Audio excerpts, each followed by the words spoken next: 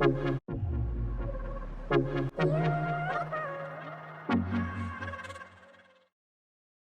a great seat of panelists with us today. We would just like to start off by, I guess, introducing everybody. So with us today, we have Greg Freedman. He is the co-founder of BH3, the development company. We have Stephen G., who is the president and CEO of Interiors by Stephen G. We have Lisa Later here with us. She is the sales executive at Auberge Beach. And we also have Craig Studnicky here. He is the principal of IBSG World. And last but not least, Najam. He's here, but he can't, I guess he can hear us, so he'll be able to get in soon. He's the head of asset management for Brightline. And we also have Lisa Ricci. She is in charge of the marketing and PR at Interiors by Stephen G here with us. So I just wanted to introduce everybody. How are all you guys holding up today? It's been a little crazy so far. It's Good. managing chaos. Yeah. All right. So I just wanted to get started with a few questions, and we're going to talk about everything as far as all the projects and real estate developments and interior design. And then we're going to obviously talk about the coronavirus because it's extremely relevant at the moment. Okay. So let's get started. I'll start with Craig. Oh, good. Yes, you. Craig, as principal of IBSG World, you work on new condo sales with many developers. Are there any talks about new and upcoming projects you're excited for that you could tell us about? Well, there were a few, particularly with Swire on the Brickell neighborhood. Yeah. They were in discussions about starting a couple. There's like 3 major sites around Brickell City Center that are yet to be developed, and they're slated to be condominiums. And they were maybe still are looking to start pre-sales in 2021, as an example. But I think it's safe to say that as a result of the events of the last week or two, everything is virtually on hold for the moment. Right. So, were there any other projects being discussed with any of my other major clients? No, not really. I think most developers before Corona were still waiting for the overhang of supply from this last cycle to get largely sold out and waiting for the dollar to devalue against South American currencies. And until that happens, I think most developers are going to stick to either suspending condo plans, sticking with multifamily, or do what Greg Freedman does and find opportunities in places like New York City where there's going to be a lot of opportunities that will pop up.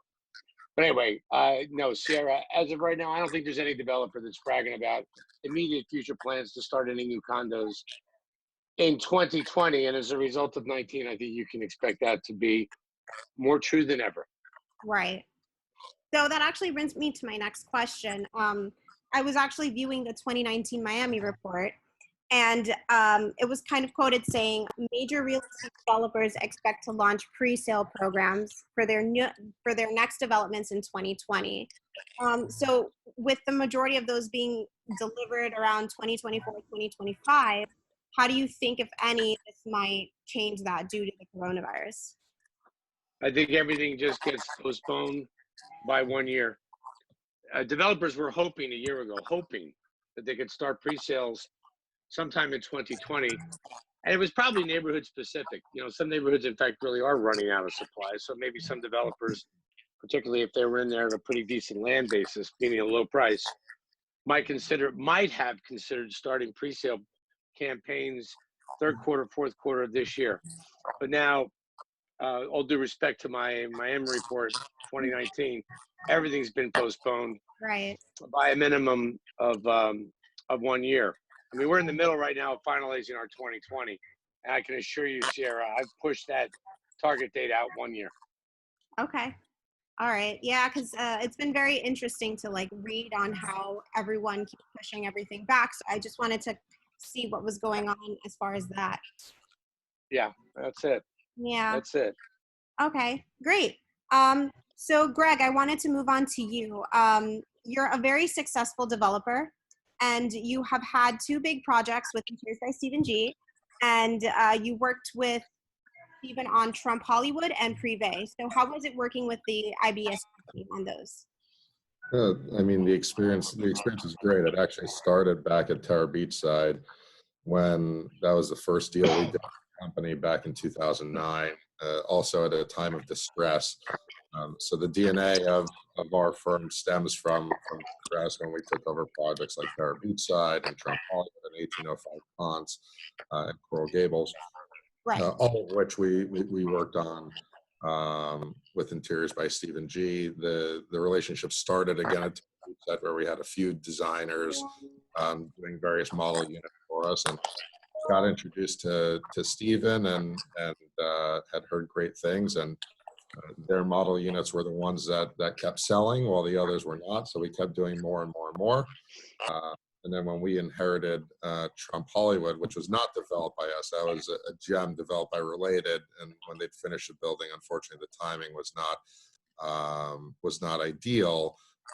We stepped into that asset, and Stephen had already had a few models there with his team. Again, almost a repeat scenario where there were some other model units from other designers. And Stephen or Lisa will correct me on the number, but of the 200 apartments in that building, I think we ended up doing 43 or 45 furnished models, because people would just walk in and buy them. So the experience was great. Going back to Craig's comment, I agree wholeheartedly. I think that all new business is kind of on hold. Everyone's pontificating about where this goes or doesn't go, and the real answer is nobody knows what the net impact is actually going to be from this. We don't think that the light switch gets turned back on in 2 weeks and everything goes back to normal. I think that it's going to take some time to assess the real impact of this, because it's impacting millions and millions of people. We've never been through anything like this where it's just a total shutdown across the board. So it's going to be interesting to see, and as typical in other downturns, the strong will survive, and it'll weed out, it'll kind of flush out some of the folks that were kind of on the margin, and we think there's going to be some interesting opportunities coming off the back end of this. But in terms of Miami condos, the dollar is just getting stronger against currencies. If you look at Mexico and Chile and Argentina. So until there's a reversal of that trend, we don't really see the Latin market being focused on buying condos in Miami. Right. Okay. That also kind of leaded me to my next question. You have many of those projects. You have many projects in New York. What are your plans moving forward after, whenever all of this is over with the coronavirus?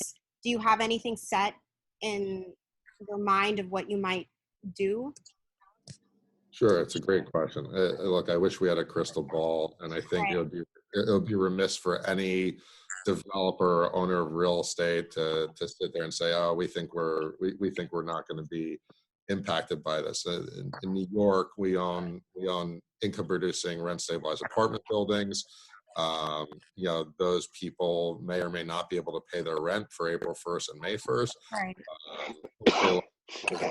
Back to work. Some of them will not. In terms of retail exposure, restaurants and stores are just closed. A lot of those will not come back. So we're assessing that by the day and talking to tenants. On the condo front, fortunately, we were in one condo project that's been done and sold out for quite some time in Brooklyn. We have an investment another condo project in Dumbo, which up until this was actually selling incredibly well. We'd sold about 40% of the product since July, but that's come to a slowdown or a halt because people are just locked in their houses. So we'll see what comes out the back end of this. We're prepared for it. The firm was built off of distressed times and being able to do interesting things during those times. So we're managing whatever is in front of us while at the same time preparing for the opportunities that, in our opinion, will be abound. Sierra, can I chime in for a second? Yeah, of course. Greg, I'd like to give you my crystal ball. That way you can see into the future. Give it a rub, Lisa. What does it say? I've been rubbing it. I carry it around with me. I'm like, come on, we're all going to be good here. He said it, and I was sitting there looking at him like, I have one. Look, I mean, there's a lot of doom and gloom out there. We're a resilient society. I think that people, by and large, have short memories, and that it starts from the bottom up. You know, we got to get people back to work. We got to get people confident in traveling and spending money. But if they don't have a job, it's hard for them to do that. So I think that hopefully the government does the right thing today. The Federal Reserve is certainly doing and stepping in and using every tool and some new tools in their toolbox to ensure that there's adequate liquidity in the marketplace for companies large and small. And we'll get through it. Look, I don't think anyone doubts that we won't get through it. I think the only question is when are we going to see kind of that flattening of the curve? And from that point forward, how long is it going to take to get back to where we were? And in certain asset classes, it's going to be much longer. Hotels are going to take a long time to get back to occupancy levels and nightly rates where they were, 2 months ago. That's not going to happen overnight. So it's going to take some time. Right. And I just wanted to quickly say, Najam, he has made it in, I believe. Najam, can you hear us? Yeah, I can hear you. Apologies for the technical difficulties there. No worries. We're happy that you're here. All right.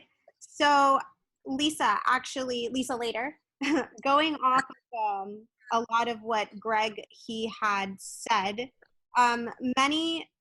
recently we've heard that a lot of real estate agents, especially in New York right now, they've had to stop showing homes and condos in person because of the governor's orders.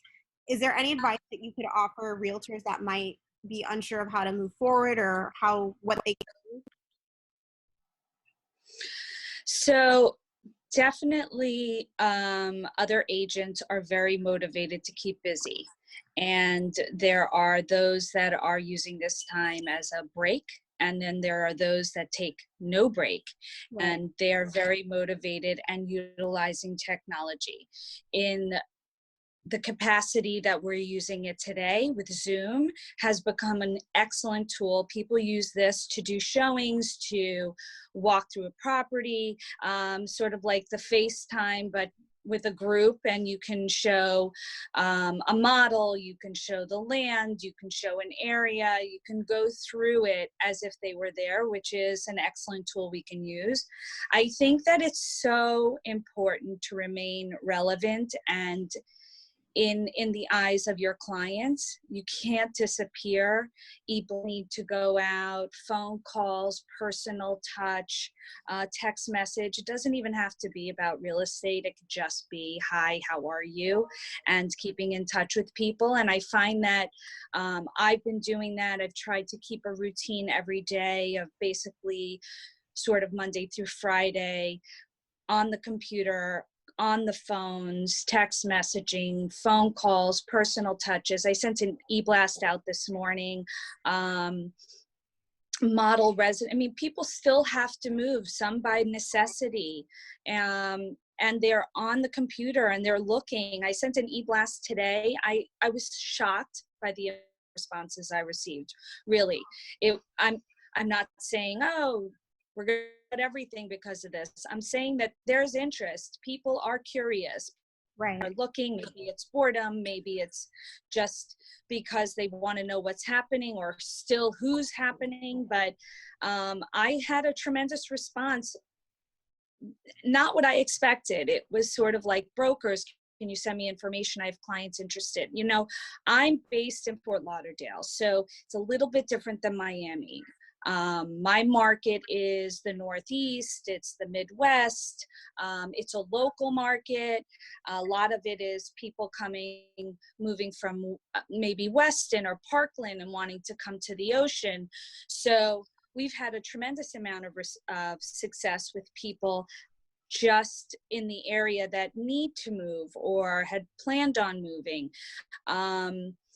That's definitely changed now. People have put everything on hold as far as some of those people using their money from the stock market, for example, as deposits, and they, you know, now it doesn't make sense.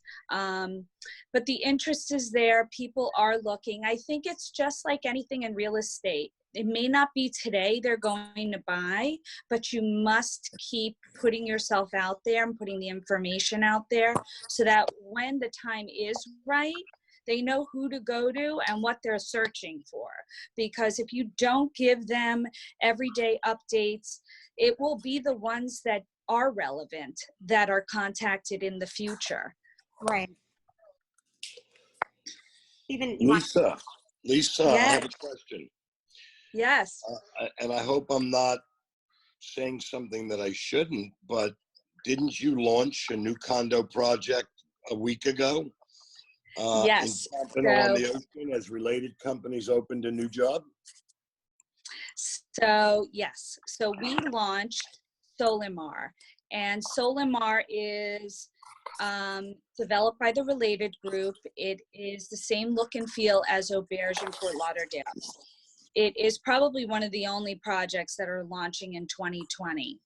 We had a soft launch, and what we did was pretty much give the information out, and we had a really big response about, you know, over the last course of weeks up until about 2 weeks ago. We had a really big response, web leads and phone calls and all of that. So when we decided we were going to launch on March 17th, which was a Tuesday, we had all of these buyers interested in the project. So we had a VIP signing day, basically, for those that were interested in the project, that we were moving directly to contract. We don't have reservation, it's direct to contract. So we felt really confident about the project. It's 105 residences, and the amount of interest was overwhelming. We did sell about 10%, almost 10% of the building, so 8 or 9 units, and none of them have canceled. So that's been pretty positive. I still have all of those buyers engaged. They've given their deposits, and they're looking forward to it. Again, those buyers were from Florida. They were from, one was from Canada, who bought sight unseen, but is used to going to Fort Lauderdale, Pompano area, and wired in their full deposits. We've been successful with the project. We did not do our official launch. It just didn't seem right to do it at this. It was like smack in the middle of everything. But for example, I'm still communicating with people. I still have people that are interested. Some have expressed having to put it on hold because their deposit money was coming from the market. So they've had to wait. But still, we're communicating with them. I have not received any word that this project is going to be put on hold because we still have interest. And I think it's just a wait and see, because none of us know how long this is going to go on, or the mindset of the buyer as time goes on. But for right now, we're remaining positive and pushing forward and giving people the information. And as I said, I think the most positive sign was that the ones that had remained committed, and that was a really positive and good outcome from that. We'll have to see going forward how it continues. But as I said this morning, I sent out an e-blast. It was on Auberge. It was on our recently sold Stephen G model. That was spectacular, and they do very, very well with what Greg was saying. We have 9 remaining residences at Auberge. They're decorator ready, and we have converted many of them to models because of the need for to move right away, and people love the models. People love to be able to walk into something that's finished, especially at that level, the $2 million, $3 million, $4 million level.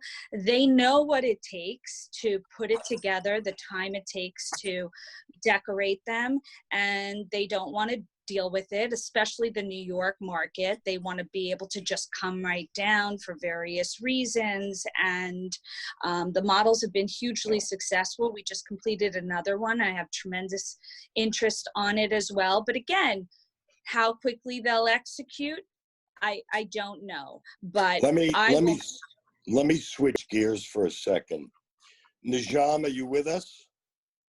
Yes, sir. Najam, Brightline has made a huge commitment to Florida and the rental world. You have West Palm in Miami, which is just getting ready to sort of open. How does Brightline and corporate world see the rental market at this point moving forward with, and I don't know that the virus at this time is the bigger concern. I agree with Greg that this will pass. I think the bigger concern that I'm hearing out in the street and from people that I speak to is the financial crisis that could be looming if the government doesn't get this resolved. Stephen, that's a really good point, and at this point, it's a bit of a wait and see, but I can tell you that is also something that's on top of mind for us.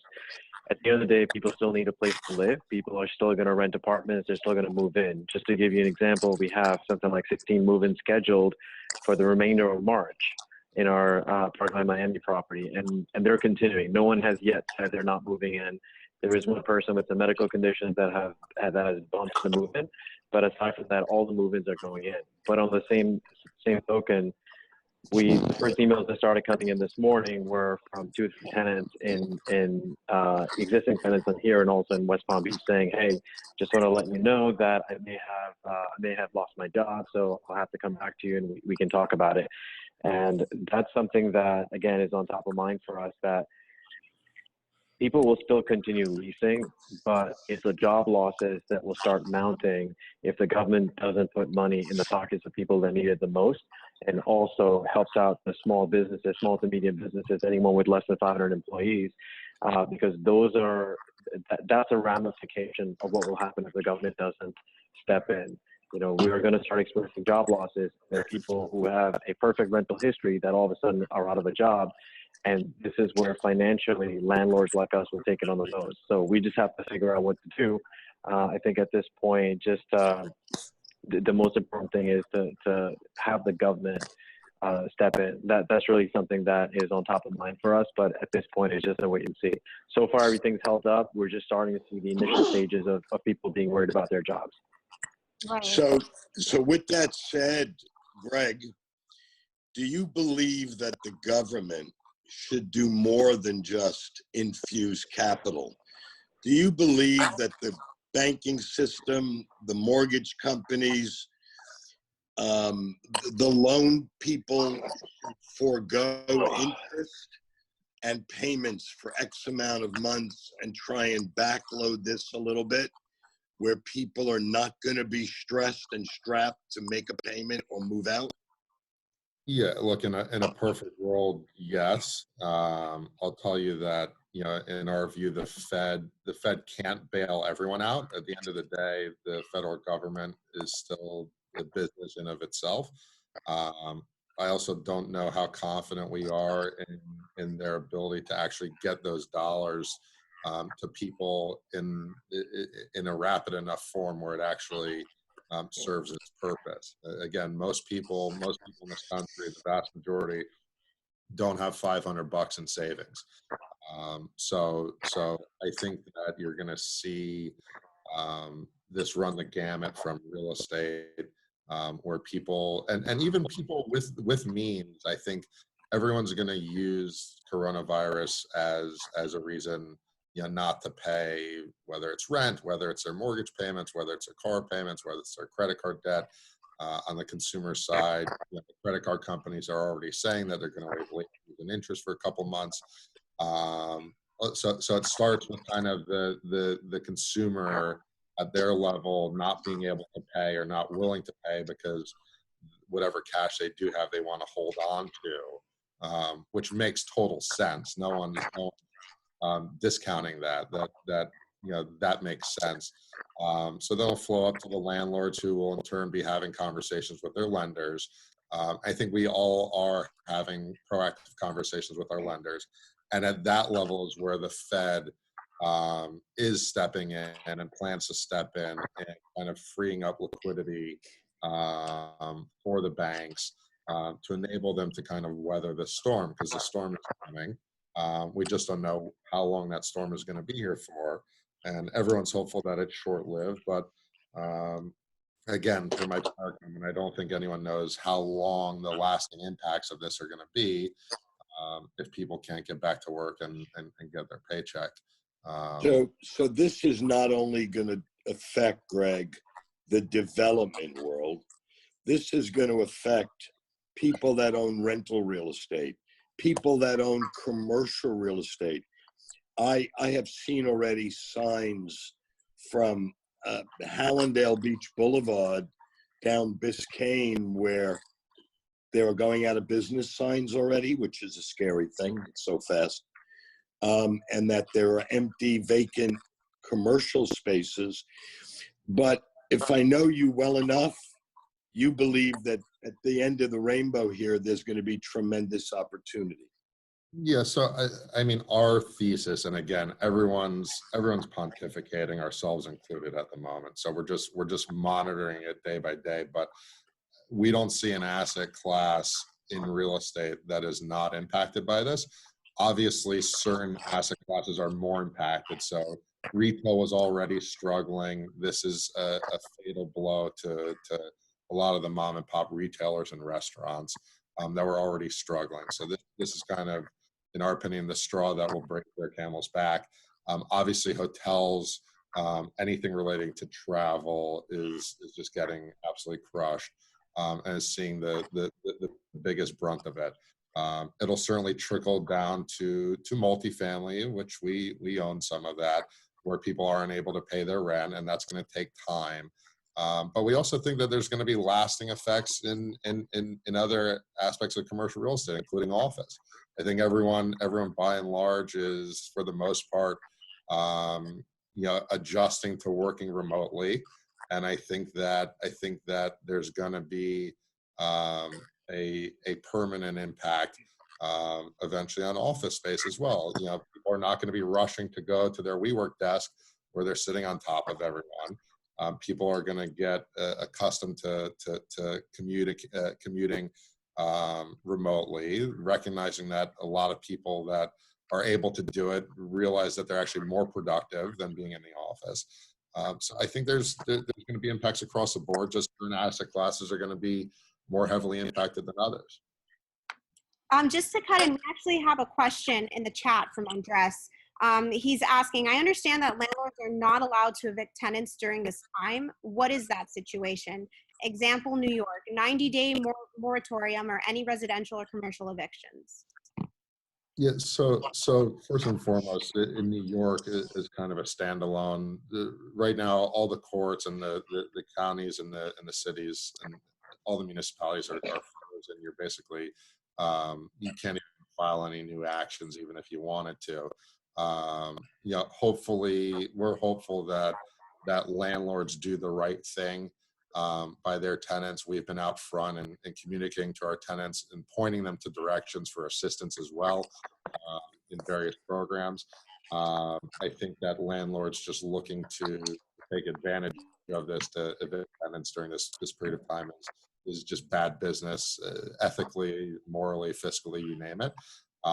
With that being said, we're also hopeful that people do the right thing, right? Where one of our partners was having a conversation over the weekend with someone that lives in a $5 million home that has plenty of assets and plenty of money, and they're basically saying that they're not going to pay their mortgage this month.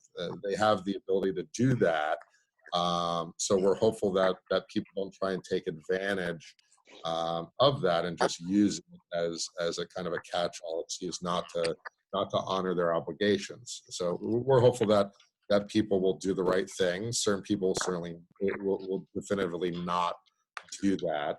But all we can do is deal with it day by day. Right. Okay. Did Dan join us? Dan wasn't able to join. I apologize. That's okay. Najam,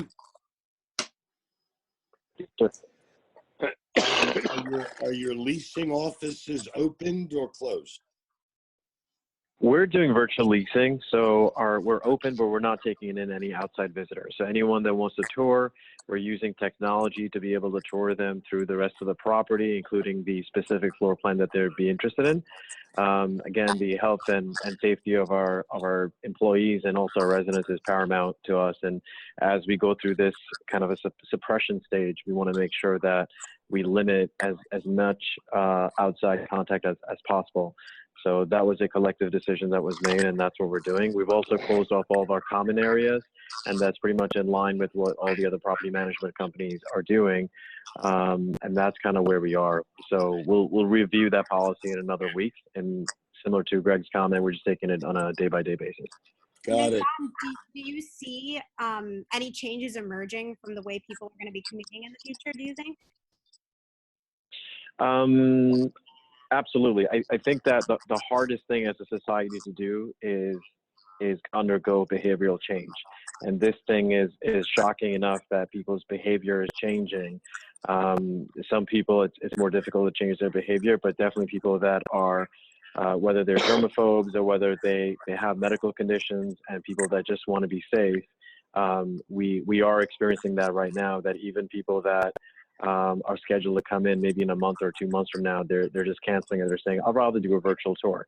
So the lasting effects of the psychological effects of what's going on here, I think are going to last for a couple of more months, and then we'll see what happens. But yeah, I definitely see a behavioral change.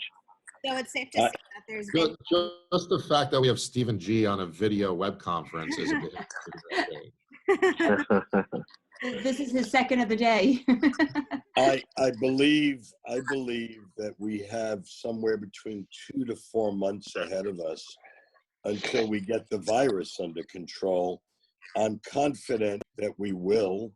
I saw in Washington State a laboratory guys and gals already giving people injections and testing. But you know, I think the fear for the percentage of the world right now is a very strange place. Again, I don't believe anybody in our community and our business relationships have ever gone through anything like this. You know, you got people saying, oh, there's going to be great opportunity. You got people that respectfully are petrified right now. I had a meeting with my staff this morning. We are operational and will continue to be. And we have many people working, off-site. At the end of the day, I'm committed to move forward. I did not run scared, although the crash in 2008 was something that I didn't ever anticipate or live through. Now we have this. I hope it makes us stronger and smarter moving forward.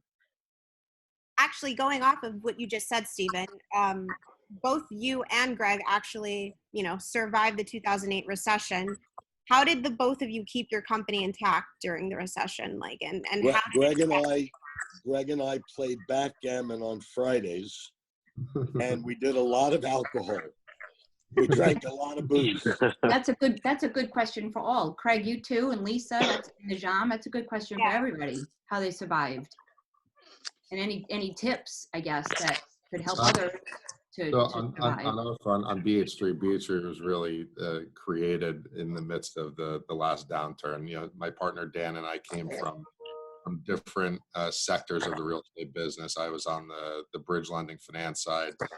He was on commercial litigation and had done some multifamily deals. And in my prior business, it was a great learning experience. Not one at the time that I enjoyed, but wouldn't trade it for the world. Where every day was like getting punched in the face. dealing with the fallout. And the one thing that, going back to Stephen's comment about people being petrified, there's, and I think I said this earlier, the strong emerge stronger, and a lot of the weaker folks get flushed out of the system. So in 08, I remember at the time I started dating she was my girlfriend at the time, and now she's my wife. She actually had to float me $5,000 one month to make payroll. And I kept saying every day to myself that, hey, if we just get through this, we'll be smarter for it, we'll be stronger. And we did. And fast forward, we started BH3 in 2009 to capitalize on the distress from the fallout. And that lesson from 08, I think, holds true today, which is there's in our business in real estate, there's strong operators and owners and developers that have good balance sheets. No one was prepared for a total shutdown. The strong ones will survive and emerge stronger and be able to capitalize on the opportunities that show themselves on the back end of this. And a lot of the folks that were highly levered or shouldn't have been in the business will no longer be in business. And that's all we can do at the moment, which is continue to stay focused and stay resilient. And we'll get through this. It's just going to be a different picture on the backside of this. Craig, you were still with ISG World during the 2008 recession as well. How did you survive through it? I played backgammon every Friday with Stephen G and Greg Freedman, and my former partner Phil Spiegelman. No, we stayed. Look, what can I tell you? We stayed very informed. Talked to everybody that we thought had a valid opinion about anything. There are some parallels to what's going on now and what happened then, and that is that the world changes. It's a very dynamic process. There's gonna be some surprises, some good news that will come in a month or two. That is completely unpredictable now. There were more real estate transactions in the year 2009 than in the year 2012, 13, and 14. I mean, real estate came back incredibly strong, at least in terms of the numbers of transactions 1 year after 08. So the only way I think you can stay hopeful is you've got to stay informed. Talk to people whose opinions you respect. Watch the news. Last night I saw a very encouraging 60 Minutes. If you missed it, watch it. There are some very, very bright medical professionals literally around the world talking as more frequently than we real estate people in South Florida are about coming up with some kind of a vaccine or remedy to fast track the solution to this issue. So that's an example of stay informed, because there's going to be a nice surprise coming to us eventually. And I think it's going to happen, who knows what, 30 days, 60 days, which is going to give everybody a reason to feel like we did in 09 and 010 when 08 had passed. Anyway, that's my 2 cents. Awesome. I actually have 2 questions from some people in the chat. One of them is from Trey School. What do you say to new agents coming into the industry?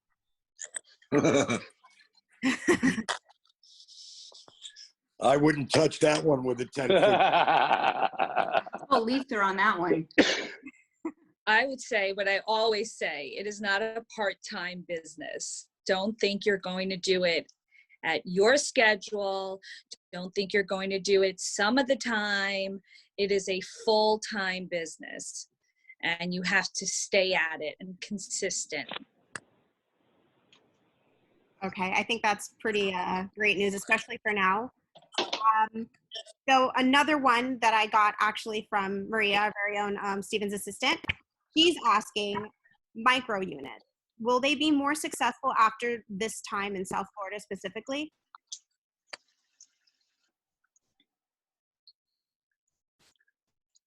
Craig, it's all yours, buddy. Oh, thank you. Appreciate that, Stephen. Thanks. Oh, yeah. Look, on the rental side, micro units have definitely proven that they're very, very successful. On the rental side, the for sale side still needs a little bit of practice. Look, in 2 or 3 months, social distancing, I think, is going to be a thing of the past. Greg Freedman said something earlier, which is so true. People do have short memories. So while we're all practicing social distancing now, when the coast is clear, I think Greg's right. I think short memories will prevail, and I think we'll wind up back to normal. And I think you're going to see the micro units do as well as they have been doing. On the for sale side, I just don't know, because we haven't had enough experience with micro condos. But clearly with rentals, they've been very successful. So that's what I think. It's almost ridiculous to judge anything, any real estate asset class based on current conditions. Because let's face it, none of us have ever been through anything like this before in the history of the world. So don't make any judgments or conclusions based on what's happening now. That's a bit ridiculous. Give it a couple of months when this thing subsides. Let's go back in the pool and play, and we'll see. I think micros will do as well as they've done. And just for some of the viewers that don't know, micro units, I believe that they are just smaller as far as square footage, correct? That's right. That's right. They're like, I guess, little mini studios, kind of. Yeah, that's kind of what they are. The whole idea behind micro unit communities is you build really small apartments. So let's say you're moving into a 1-bedroom that's 600 square feet. That's small. By the time you had a kitchen, a bathroom, and a decent-sized closet. But you load the property up with amenities, because the concept is you will spend more time in the amenities, or as much time in the amenities as you will in your residence. Right. And once again, on a multifamily rental basis, that's proven to be very successful, particularly with people in their 20s and 30s. And once again, once we get past social distancing, that concept will be as popular in a few months as it was a few months ago. But yeah, that's a micro unit concept. You got it. Well, on a personal note, I wish everybody, of course, safety. I wish everybody the lack of panicking and lunacy, because I felt like I was living through a hurricane this weekend with the news media, repeating the same thing over and over again. And we have to say a prayer. Yes. Thank you, everybody. Thank you very much. Thank you. Peace. Peace. Be well, everybody. Thank you, See you soon. everyone. Thanks, Bye-bye. Sierra. No you. problem. Thank you, guys. Sierra. Thanks, Greg.